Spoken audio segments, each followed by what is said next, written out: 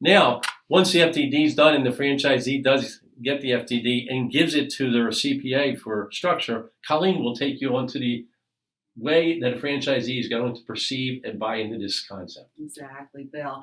And one of the first things I get from a prospective franchisee or an entrepreneur considering a franchise is, can you take a look at my FTD? Can you take a look at the financial statements for me? Help me interpret that. What does it mean about this? What's the cash flow statement? What's a statement of operations?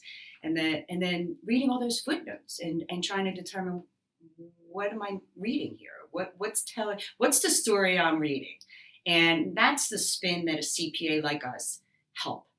We give this prospective buyer and highlights and comments of really, they're looking at a brand. Will it be around? Has it been around for a while? Are they successful? Do we see some turns that are happening in their financial statements year over year? Because traditional requirements in the FTD is that you have to have a minimum of 3 years, provided you were in business 3 years or more.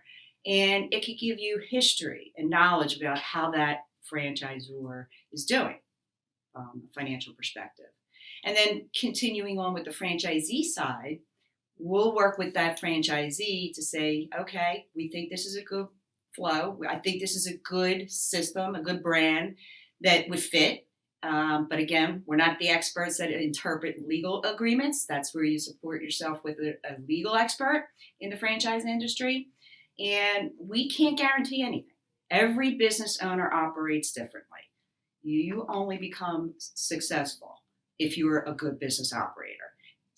Following that brand, following their systems will help guide you to become that successful business owner.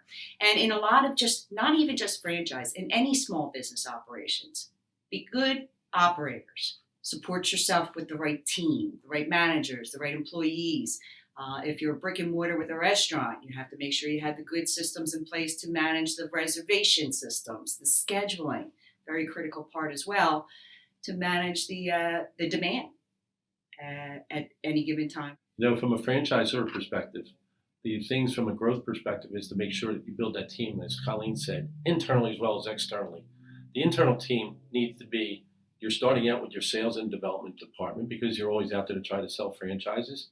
But you also need to take care of these franchisees and teach them the right way, as Colleen just talked about, where it's so important that you have not compliance people that are the policemen to make sure they're following the right rules and regulations of the franchise organization, but to teach them how to run the business properly, be their consultants, help them, not just with their CPA or their lawyers, help them on a daily basis to learn the business, to understand the margins and how they become more profitable. And then ultimately, from a franchisor perspective, you also need, if you're brick and mortar, you're going to need a real estate team because there's an awful lot of process that goes into getting those units open. And lastly, you need your administration and finance team because it's so important from the franchise perspective. Everything's about the financial part. That's how you grow. Having proper systems, proper protocol is only going to get you to the promised land down the road, which we'll cover in our next segment.